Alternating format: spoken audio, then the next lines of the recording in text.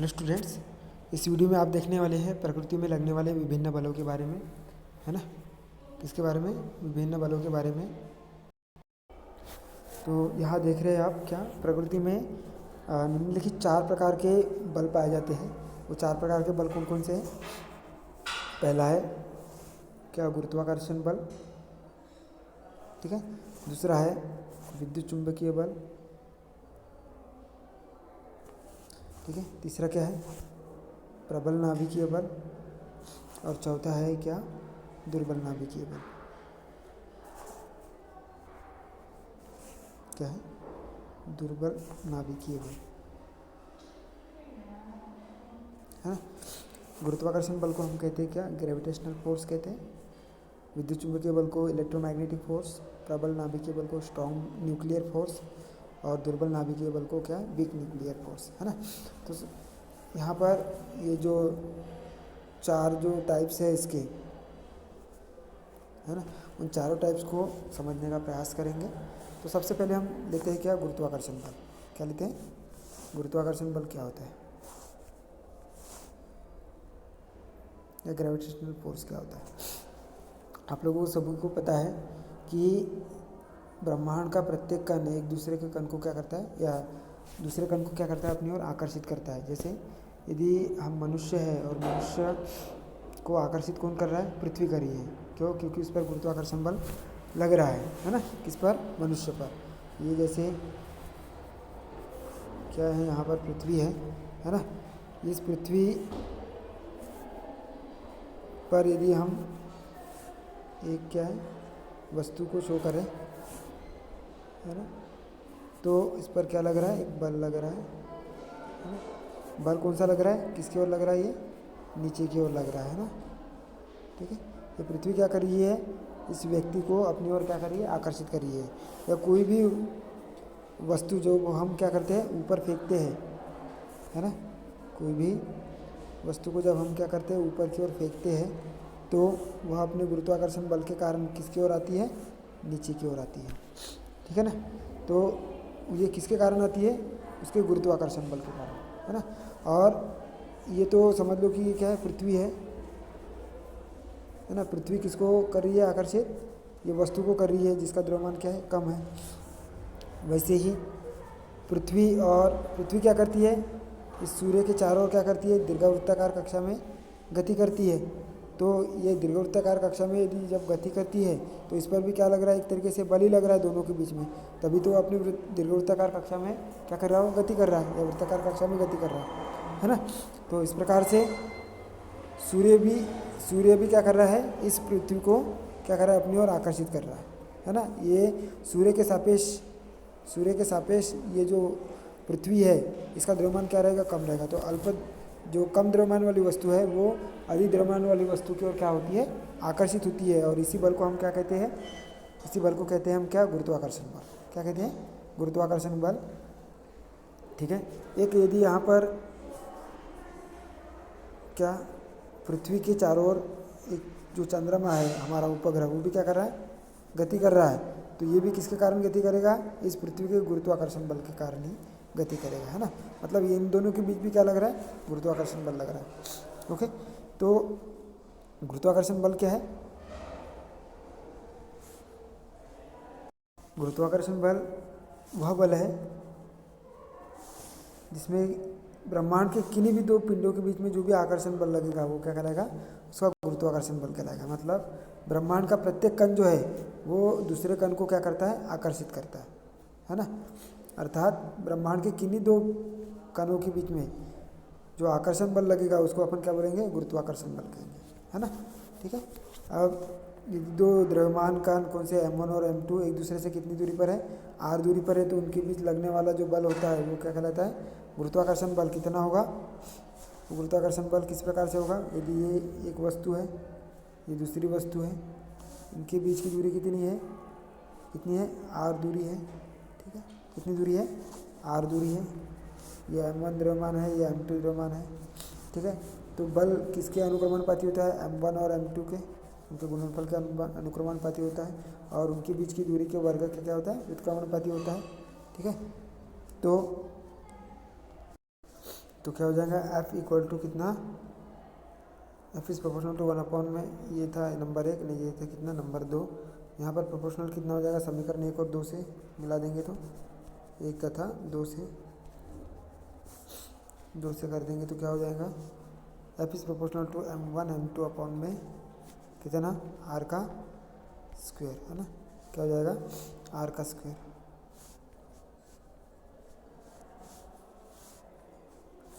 Are का square, या proportional चिन्ह हटाने के लिए क्या लेना पड़ेगा, एक नियतांक लेना पड़ेगा, जिसको अपन क्या ले लेंगे, जी ले लेंगे, जी m1 m2 अपॉन में इतना आर का स्क्वायर, है ना।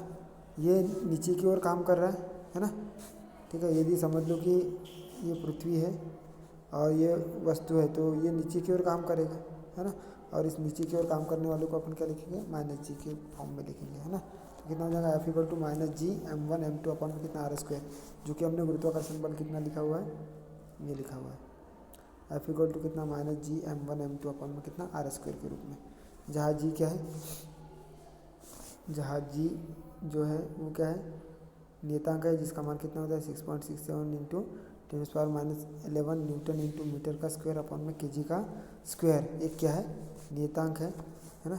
और उस नियतांक को हम क्या बोलते हैं, गुरुत्वीय नियतांक कहते हैं या सार्वत्रिक गुरुत्वीय नियतांक कहते हैं, है ना, क्लियर।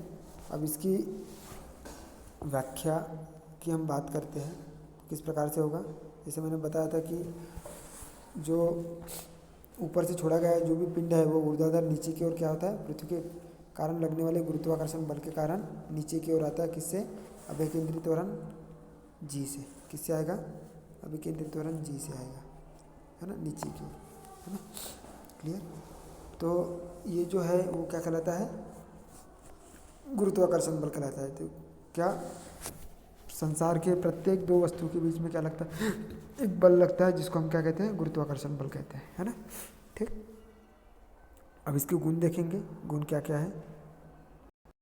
अब इसके गुणों की बात करेंगे तो सबसे पहला कौन सा गुण है, पहला गुण है कि यह बल जो होता है सर्वाधिक क्या है, क्षीण बल होता है, मतलब इसका परिमाण क्या होता है, अल्प होता है ना, ठीक है।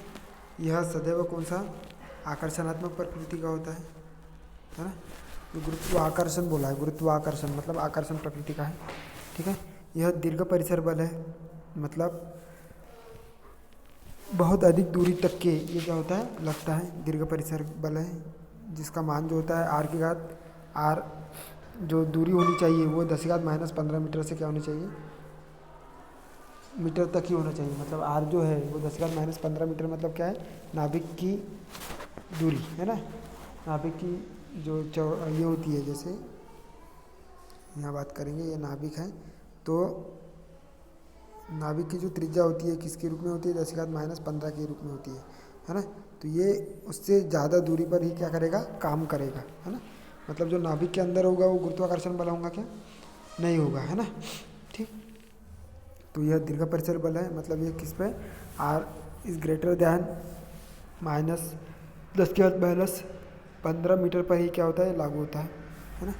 यह कणों के बीच, नेक्स्ट वाला, यह कणों के बीच माध्यम पर निर्भर नहीं करता है ना, मतलब ये निर्वात में भी लागू होता है, जैसे सूर्य और पृथ्वी के बीच में भी क्या होता है, लागू होता है, जिनके मध्य निर्वात होता है ना, ठीक है। तो इस प्रकार से ये कौन सा बल हो गया, अपना गुरुत्वाकर्षण बल हो गया। यह वीक बल है, मतलब क्षीण बल है, यह सदैव आकर्षणात्मक प्रकृति का होगा, यह दीर्घ परिसर बल होगा, है ना, और यह कणों के बीच माध्यम पर निर्भर नहीं करता है ना, कणों के बीच के माध्यम पर निर्भर नहीं करता है, ठीक है।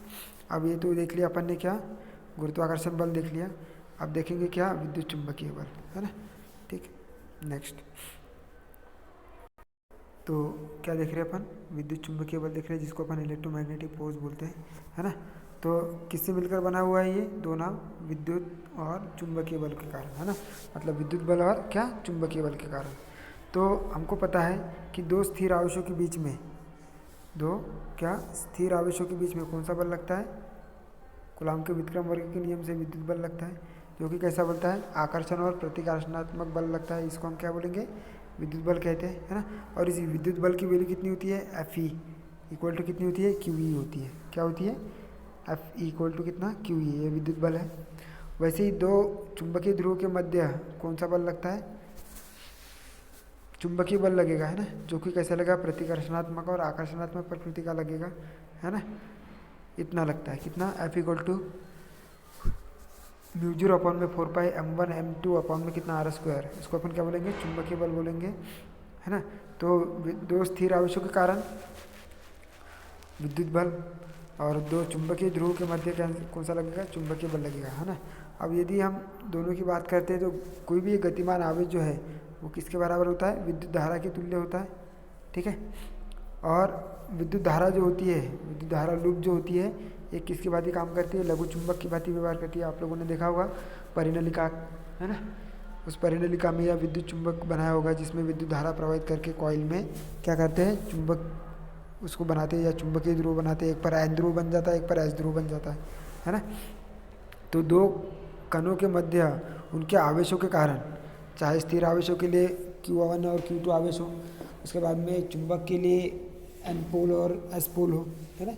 तो दो कणों के मध्य उनके आवेशों के कारण लगने वाले जो भी बल है उसको अपन क्या बोलेंगे, विद्युत चुंबकीय बल बोलेंगे, है ना। तो यहाँ पर टोटल विद्युत चुंबकीय बल मतलब इलेक्ट्रोमैग्नेटिक फोर्स कितनी वैल्यू आ जाएगी, इलेक्ट्रिक फोर्स और क्या है, मैग्नेटिक फोर्स, मतलब कौन सा बल, चुंबकीय बल। और चुंबकीय बल को अपन क्या बोलते हैं, लॉरेंज बल बोलते हैं। लॉरेंज बल की वैल्यू कितनी होती है, F इक्वल टू QB होती है ना। और विद्युत बल की वैल्यू कितनी होती है, QE होती है ना, ठीक है। तो ये क्या कहलाता है, विद्युत चुंबकीय बल कहलाता है, क्लियर। तो विद्युत चुंबकीय बल की व्याख्या हम कैसे करेंगे कि जो संस्पर्श बल होता है या कॉन्टैक्ट फोर्स होता है, घर्षण बल, जैसे घर्षण बल हो गया, प्रतिक्रिया बल, तनाव बल, प्रत्यानयन बल, मांसपेशियों द्वारा लगाया गया बल, संघट्य में क्रिया प्रतिक्रिया बल आदि कौन से किसके उदाहरण है, विद्युत चुंबकीय बल के उदाहरण है ना। और जब हम इसकी क्या गुण को देखने का प्रयास करेंगे तो गुण क्या क्या होगा इसमें, यह बल कौन सा होगा, दीर्घ परिसर बल होगा, है ना। यह सदैव कौन सा, आकर्षण और प्रतिकर्षणात्मक प्रकृति का बल होगा। और ये जो बल है वो आवेशित कणों के मध्य माध्यम पर निर्भर करता है, मतलब पराविद्युत माध्यम की उपस्थिति में बल का परिणाम क्या हो जाता है, घट जाता है ना, ठीक है। तो ये इस प्रकार से इसको क्या लिखना है, गुण लिखना है आपको। यह दीर्घ परिसर बल है, यह आकर्षणात्मक और प्रतिकर्षणात्मक प्रकृति का बल होता है। ये बल जो होता है आवेशित कणों के मध्य माध्यम पर निर्भर करता है। जैसे पराविद्युत माध्यम को लेकर आएंगे तो उनके मध्य विद्युत चुंबकीय बल क्या हो जाएगा, घट जाएगा, ठीक है। तो ये हो गया, हमने पढ़ लिया क्या, विद्युत चुंबकीय बल के लिए, ठीक। अब तीसरा देखने का प्रयास करेंगे कौन सा, प्रबल नाभिकीय बल, जिसको अपन बोलते हैं स्ट्रॉन्ग न्यूक्लियर फोर्स, है ना। यहाँ पर नाभिकीय बल से स्पष्ट है कि ये किस में लग रहा है, नाभिक के अंदर लगेगा, और ये कैसा लगेगा, प्रबल लगेगा, है ना। तो हमको पता है कि क्या ये नाभिक है, तो नाभिक में क्या रहता है, क्या रहता है, धनावेशित कण प्रोटॉन रहता है, और अनावेशित कण क्या रहेगा, न्यूट्रॉन रहेंगे। और ये अत्यधिक संख्या में रहेंगे तो यहाँ पर क्या है, प्रोटॉन प्रोटॉन है, न्यूट्रॉन न्यूट्रॉन है, प्रोटॉन न्यूट्रॉन, प्रोटॉन न्यूट्रॉन है। तो मतलब किसके किसके बीच में लगेगा, प्रोटॉन प्रोटॉन के बीच में भी लग सकता है ना। कौन सा बल, प्रतिकर्षण बल, है ना। न्यूट्रॉन न्यूट्रॉन के बीच में भी क्या लग सकता है, प्रतिकर्षण बल लग सकता है। प्रोटॉन न्यूट्रॉन के बीच में भी क्या लग सकता है, आकर्षण बल लग सकता है ना। तो ये तो क्या है कि प्रोटॉन प्रोटॉन, प्रोटॉन न्यूट्रॉन और न्यूट्रॉन न्यूट्रॉन के बीच में जो भी बल लग रहा है नाभिक के अंदर, वो बल क्या कहलाता है, प्रबल नाभिकीय बल कहलाता है। देखो अब ये प्रबल नाभिकीय बल क्या होगा, क्योंकि ये अत्यधिक आकर्षण बल से वहाँ पर सहयोग करेगी। कैसे, ये P प्लस आवेश का काम करेगा, ये P जो है वो भी क्या करेगा, प्लस आवेश का काम करेगा, मतलब प्रोटॉन प्रोटॉन प्लस प्लस आवेश का काम करेगा। तो ये क्या करना चाहिए, ये उसको प्रतिकर्षित करके ये प्रोटॉन उस नाभिक से क्या निकलने चाहिए, बाहर निकलने चाहिए। लेकिन इनके बीच में क्या लगता है, ऐसा नाभिकीय बल लगता है जो कि उसको क्या करने का काम करता है, आकर्षित करने का काम करता है ना, ठीक है। तो ये जो है वो क्या कहलाएगा, प्रबल नाभिकीय बल कहलाएगा, है ना। मतलब किसी पदार्थ के, क्या लिखा हुआ है यहाँ पर, किसी पदार्थ के परमाणु के अंदर, है ना, किसी पदार्थ के परमाणु के नाभिक के अंदर प्रोटॉन प्रोटॉन, किसके किसके बीच में, प्रोटॉन प्रोटॉन, ठीक है। उसके बाद में न्यूट्रॉन प्रोटॉन, न्यूट्रॉन प्रोटॉन और न्यूट्रॉन न्यूट्रॉन, है ना।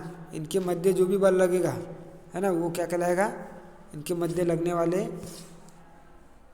क्या प्रोटॉन प्रोटॉन है, न्यूट्रॉन प्रोटॉन है, न्यूट्रॉन न्यूट्रॉन है, उनके मध्य लगने वाले तीव्र आकर्षण बल को अपन क्या बोलते हैं, प्रबल नाभिकीय बल कहते हैं, जिसको हम क्या कहते हैं, स्ट्रॉन्ग न्यूक्लियर फोर्स भी कहते हैं, है ना। ठीक है, इसकी व्याख्या किस प्रकार से करेंगे, नाभिकीय बलों के आधार पर ही रेडियो एक्टिविटी की हम क्या कर सकते हैं, व्याख्या कर सकते हैं। नाभिकीय विखंडन की व्याख्या कर सकते हैं, क्योंकि यहाँ से वो विखंडित होगी तो प्रोटॉन वहाँ से निकलेगा। नाभिकीय संलयन की बात करेंगे तो किसी नाभिक को अंदर लेकर आएंगे तो कुछ न कुछ तीव्र आकर्षण बल लगेगा, तो वहाँ पर संलयन की क्रिया होगी। आदि को क्या किया जा सकता है, समझाया जा सकता है। इन बलों की उत्पत्ति किससे हुई है, प्रोटॉन न्यूट्रॉन और न्यूट्रॉन न्यूट्रॉन के मध्य लगने वाले पाई मेसॉन के कण के आदान प्रदान के कारण होती है ना। ठीक है, ये जो बल निर्मित होते हैं वो किसके कारण निर्मित होते हैं, ये जो पाई दिख रहा है ना आपको, क्या दिख रहा है, ये पी, ये वाला है ना, इसमें क्या है, ये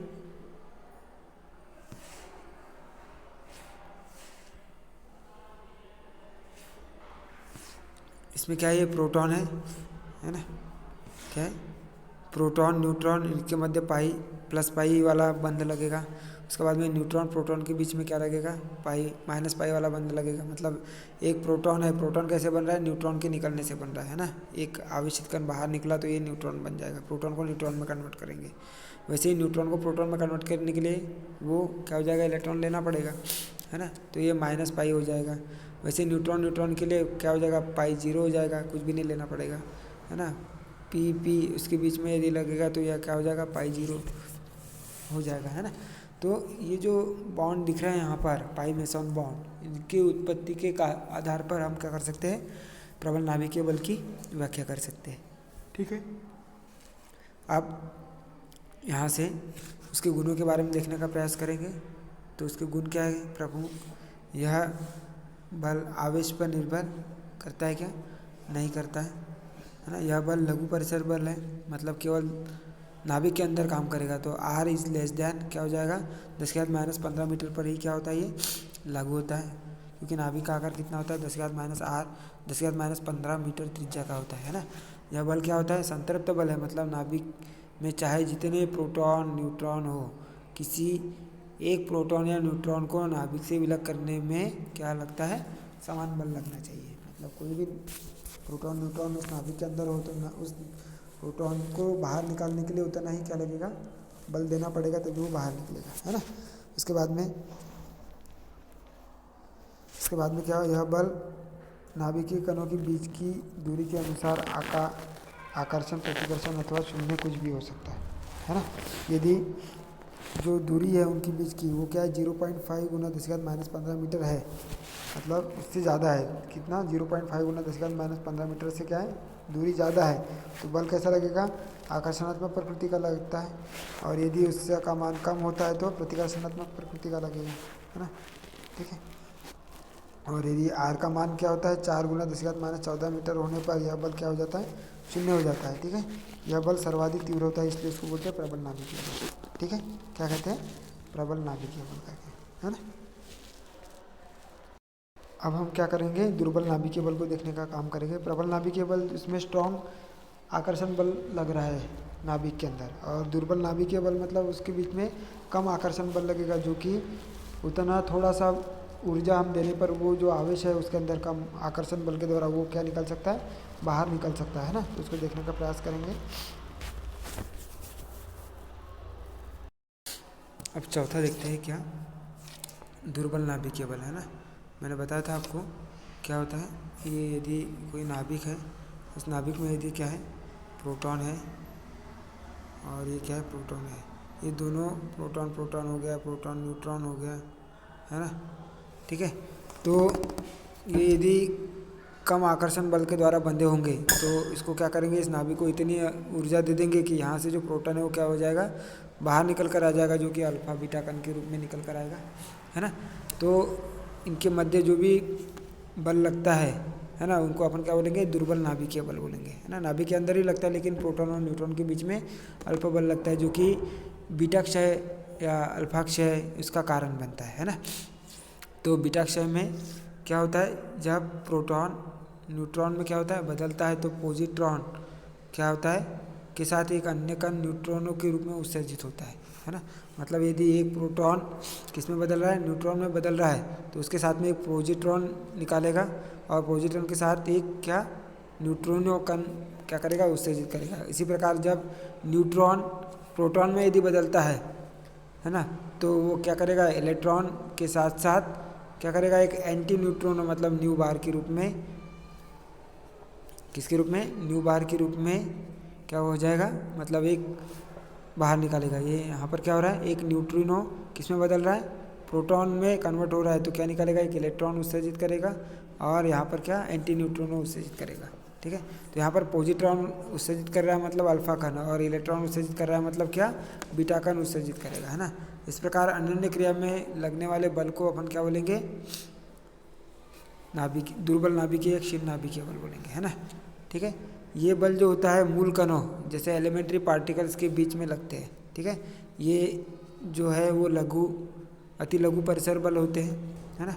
बलों का अब आपेक्षिक परिमाण देखेंगे, कौन सा सबसे ज़्यादा बल होगा, तो सबसे पहले देखेंगे अपन कम वाला बल जो होगा वो गुरुत्वाकर्षण बल होगा, उसके बाद विद्युत चुंबकीय बल होगा, उसके बाद में तीसरा क्या हो जाएगा, दुर्बल नाभिकीय बल होगा, और चौथा क्या होगा, प्रबल नाभिकीय बल होगा, है ना। प्रबल नाभिकीय बल की प्रबलता क्या रहेगी, अधिक रहेगी, दुर्बल नाभिकीय बल की उससे कम, विद्युत चुंबकीय तरंगों की उससे कम, और गुरुत्वाकर्षण की सबसे कम लगती है ना। गुरुत्वाकर्षण बल क्षीण बल कहलाएगा, सबसे क्षीण बल।